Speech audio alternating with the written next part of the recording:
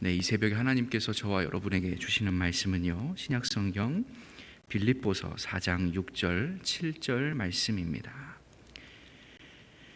빌립보서 4장 6절과 7절 말씀을 제가 받들어 봉독하겠습니다. 이것은 하나님의 말씀입니다. 아무것도 염려하지 말고 다만 모든 일에 기도와 간구로 너희 구할 것을 감사함으로 하나님께 아뢰라. 그리하면 모든 지각에 뛰어난 하나님의 평강이 그리스도 예수 안에서 너희 마음과 생각을 지키시리라. 아멘.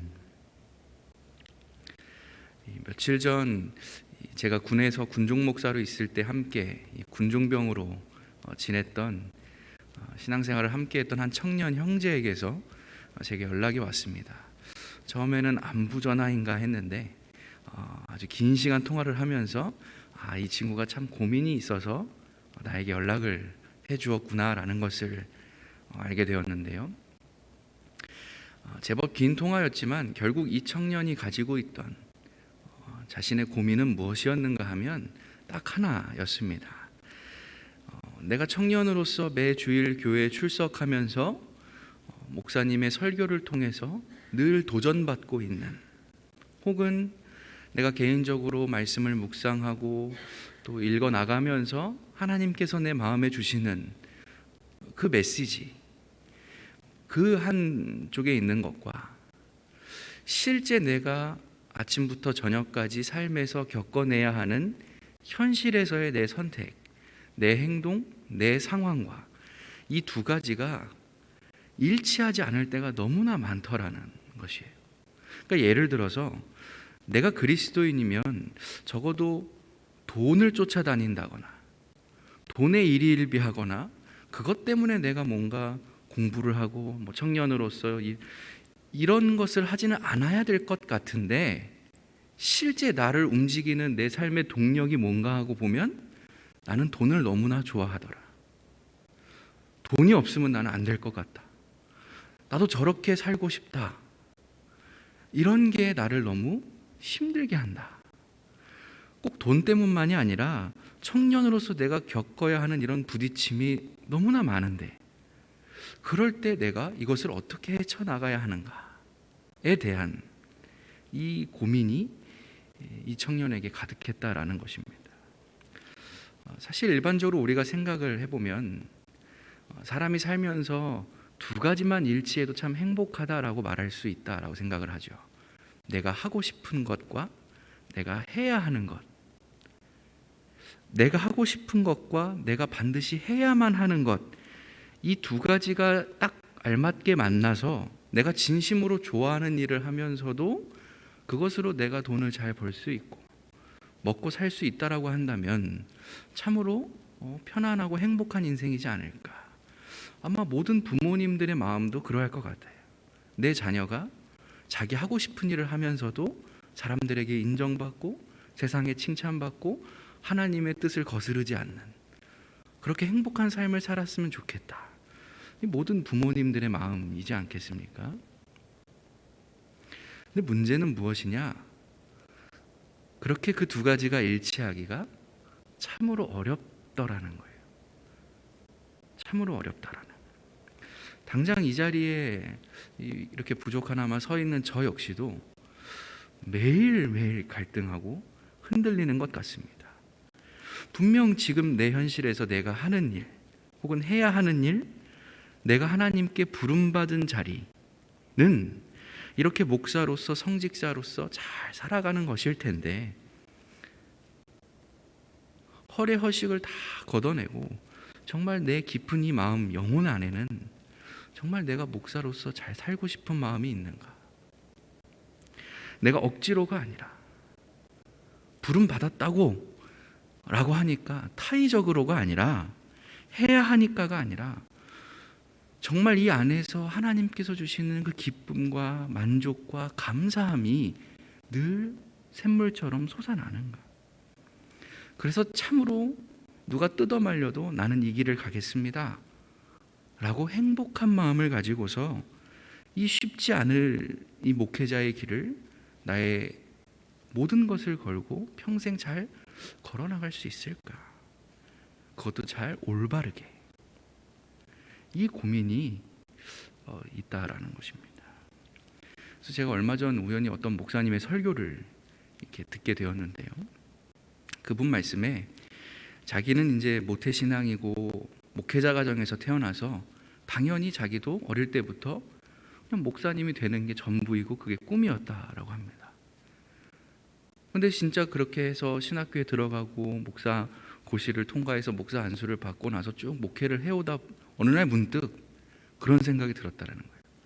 내가 이렇게 목사가 되는 꿈을 이루었는데 목사가 되고 보니 목사 되는 게 중요한 게 아니라 목사로 잘 살아가는 게 훨씬 더 중요하고 어렵더라라는 것을 이분이 깨달았다라는 겁니다. 목사가 된다는 것과 목사로 잘 살아간다는 것은 완전히 다른 문제일 수밖에 없기 때문인 것이죠. 그런데 여러분, 제가 목사로서 예를 들긴 했지만 우리가 다 누구나 다 이런 고민을 가지고 살아갑니다. 그런데 사실 이러한 고민에 앞서서 우리가 하나님을 믿는 사람이었다라고 한다면, 하나님을 믿는 사람이다라고 한다면 반드시 먼저 선행되었어야만 하는 아주 중요한 게 하나 있습니다. 이렇게 내가 하고 싶은 것 혹은 내가 해야만 한다는 것이 무엇인가, 일치하는가, 옳은가 이런 것을 따져보기 이전에 먼저 우리가 여쭈었어야 하는 것이 있다라는 거죠. 내가 하고 싶은 것 말고 하나님께서 나에게 원하시는 것은 무엇일까? 하나님께서 나를 왜 이런 삶으로 인도하셨을까? 하나님께서 나에게 왜 이런 사람을 허락해 주셨을까? 왜 이런 길을 열어주셨을까? 왜 이런 마음을 주셨을까? 이것을 먼저 우리가 고민하고 궁금해하고 하나님께 나와 아뢰고 여쭤볼 수 있었어야 한다라는 것입니다. 왜냐? 성경책의 가장 첫 구절이 증명해 주는 것처럼 우리는 모두 하나님에 의해서 창조되고 만들어진 피조물이기 때문이죠. 우리는 스스로 있는 자가 아닙니다. 스스로 있는 자에게 분명한 목적과 이유를 가지고 빚어지고 만들어진 피조물이기 때문이라는 것이죠. 그렇기 때문에 우리 인간은요, 절대 완전할 수 없습니다. 스스로 있지 않았기 때문이죠. 모든 면에서 유한할 수밖에 없다라는 것입니다. 한계가 있다라는 거죠. 당장 우리 이 60만 해도 어떻습니까? 아무리 일평생 건강했던 사람이라 할지라도 아플 수 있죠. 아프기만 한 것이 아니라 이 자리에 있는 우리 모두는 다 죽음 앞에 서야 합니다. 시간과 공간을 거스를 수 없는 것이죠. 육체만이 아니죠. 이 마음도 우리는 한계가 있습니다. 예수님께서 그렇게나 용서하라고 하셨지만 아마 우리는 죽을 때까지 용서라는 두 글자를 완성하지 못하고 죽게 될 겁니다. 일평생 누군가를 기다려주지도 못합니다. 늘 실수하고 늘 후회할 일만 저지르다가 하나님 앞에 서게 되는 존재가 바로 우리라는 것이죠. 다른 걸 다 떠나서요, 우리가 매일 잠에 들 때마다 내일 새벽 예배 갈 시간을 알람을 맞춰 놓습니다. 그런데 그 시간에 정말 우리가 눈 뜨고 일어날 수 있을지, 그게 우리 손에 달려 있습니까? 아니.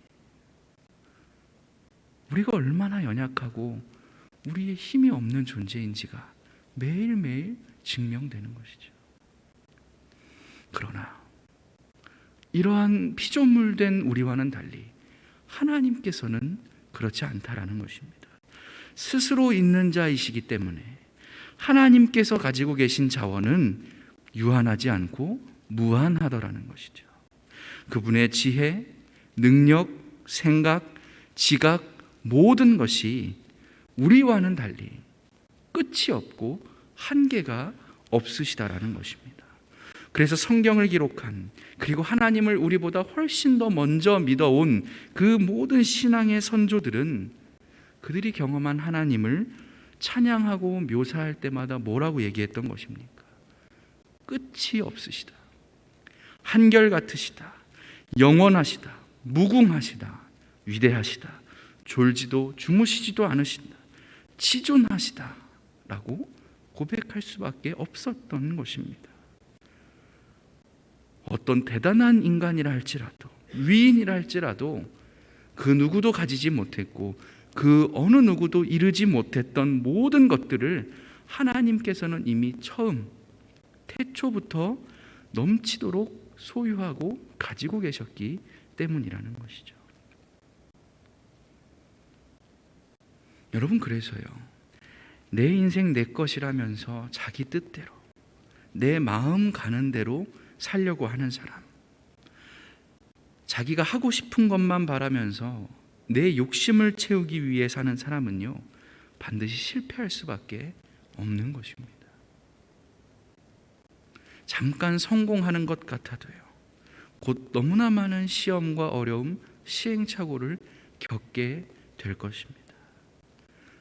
그러나 오직 하나님만을 의지하면서 요셉과 같이 내 꿈이 아니라 하나님의 꿈을 꿀 줄 아는 사람, 그래서 가장 유혹과 극한이 넘쳐나는 그 상황에서도 내 뜻대로 마시고 하나님 아버지의 뜻대로 하십시오 라고 고백할 수 있었던 그 예수님처럼 하나님께서 바라보시는 곳에 내 고개를 기꺼이 겸손하게 돌려낼 줄 아는 그런 사람에게는 하나님의 축복이 반드시 임하게 되더라는 것입니다. 왜냐?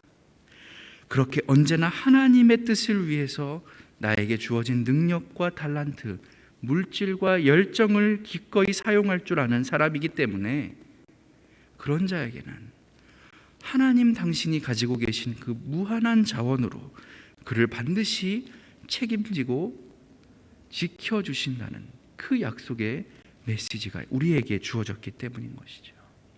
그게 바로 오늘 이 빌립보서 4장 6절과 7절에 드러난 말씀인 것입니다. 새번역 성경에는 이렇게 기록이 되어 있습니다. 아무것도 염려하지 말고 모든 일을 오직 기도와 간구로 하고 여러분이 바라는 것을 감사하는 마음으로 하나님께 아뢰십시오. 그리하면 사람의 헤아림을 뛰어넘는 하나님의 평화가 여러분의 마음과 생각을 그리스도 예수 안에서 지켜줄 것입니다. 아멘. 무슨 말씀입니까? 믿지 않는 세상 사람들처럼 돈 한 푼, 유혹 하나에 일희일비하면서 마치 이 땅의 것이 전부인 것처럼 그렇게 행동하며 사는 그 믿음 없는 사람들처럼 매일 쉴 새 없이 이리저리 눈알을 굴리면서 모든 일에 다 걱정하고 참여하고 관여하고 염려하면서 그렇게 눈치 보는 삶을 살지 말고 너희가 하나님 믿는 사람이라면 모든 일을 행할 때에 고개를 오롯이 세우고 하늘의 하나님께만 집중하면서 그분에게 초점을 맞추고 하나님의 뜻을 나의 뜻보다 먼저 여쭐 줄 아는 그런 사람이 되어라. 그리하면 모든 사람의 헤아림을 뛰어넘는 그 누구도 상상조차 해보지 못했던 놀라운 방법으로 하나님께서 그러한 자를 반드시 지키시고 도우시고 복주시겠다라는 하나님의 약속인 것입니다. 그러한 이 약속을 믿는 자에게는 이 치열하고 잔혹한 전쟁터 같은 세상 한복판에서도 얼마든지 그 누구도 줄 수 없었던 하나님의 평화, 하늘의 샬롬이 그 하나님을 믿는 사람에게 임하게 될 것이다. 천국인의 삶을 미리 맛보며 즐거이 살아갈 수 있게 될 것이다 라는 말씀인 것입니다. 그래서 이 같은 빌립보서 4장 말미에는 사도 바울이 이러한 약속의 메시지 또한 덧붙여서 기록해 놓았습니다. 나의 하나님께서 자기의 풍성하심을 따라 그리스도 예수 안에 있는 영광으로 여러분에게 필요한 모든 것을 모두 채워 주실 것입니다. 아멘. 사랑하는 교우 여러분, 이 새벽 우리가 무엇을 기도하고 간구해야 하느냐? 하나님의 뜻을 먼저 여쭐 줄 알아야 하는 것입니다. 하나님께서 우리를 창조했다, 만들었다는 말씀은 이미 그렇게 만드시기 전부터 하나님 안에는 우리 한 사람 한 사람을 향한 분명한 목적과 쓰임새, 활용 계획이 다 세워져 있었다는 뜻이 되는 거죠. 그러니까 만들었겠죠. 그러니까 필요해서 만드셨던 것이죠. 하나님, 지금 내 상황이 이렇습니다. 지금 내 나이가 몇인데요. 내 배움이 겨우 이 정도밖에 안 되고요. 내가 할 수 있는 것도 없고 내가 뭐 가질 것 드릴 것도 없습니다. 그런데 어떻게 내가 당신의 뜻에 맞추겠습니까? 이렇게 내가 정한 그 한계가 하나님께는 아무런 장애물이 될 수 없다. 하나님의 뜻을 멈춰 세울 만한, 머뭇거리게 할 만한 이유가 될 수 없다라는 사실을 우리가 믿는 것이 바로 믿음이 된다는 겁니다. 우리 여러분의 오늘 하루가 하나님께서 주신 이 손과 발을 내 사리 사욕을 채우는데 부지런히 쓰여지는 그런 삶을 사시지 않고 주님의 손과 발을 대신하여서 나를 향한, 그리고 내 이웃과 이 온 세상을 향한 하나님의 그 아름다운 꿈을 우리가 이루어 드리는 참으로 복된 하루가 다 되실 수 있기를 우리 주 예수 그리스도의 이름으로 간절히 축원합니다. 기도하겠습니다. 오늘은 이 설교 후 기도를 독일의 한 신학자께서 쓰신 기도문을 읽는 것으로 대신하겠습니다. 주님, 우리가 이 명쟁한 시대를 어리석게 보내지 않도록 하십시오. 공허한 인간의 언어 앞에서 주님의 말씀을 포기하지 않게 하십시오. 이 차가운 시대에 우리의 가슴을 뜨겁게 해 주십시오. 우리가 주님의 이름인 사랑 안에 머물게 하십시오.